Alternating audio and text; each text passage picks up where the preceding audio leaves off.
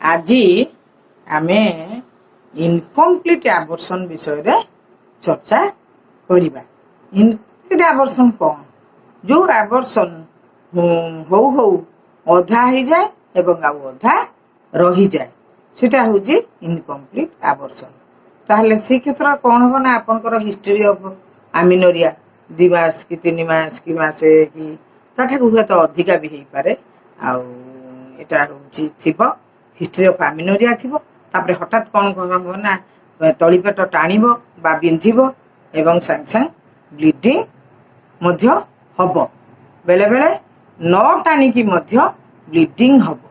सेतले patient कहबो कौन ना मोर होची ये तळबाटिया परिसा द्वार बाटिया उटे छोटो मासटे गला कि खाली प्लेन ब्लीडिंग गला ये सब सी कहब।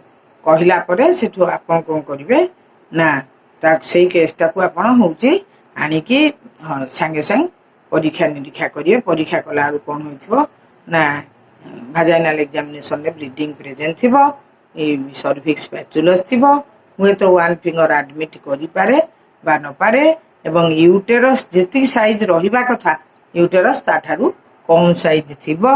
भाजाइनाल रे तो किछि प्रोडक्ट थिबो एथुर आपन जानिबे जे तार इनकम्प्लीट एबॉर्शन हेची। संगे संगे आमे छे केस को कौन करिबा जदि सर्विक्स क्लोज थाए डायलिटेशन इंडिकेटेज करिबा बा इवैक्यूएशन दबा।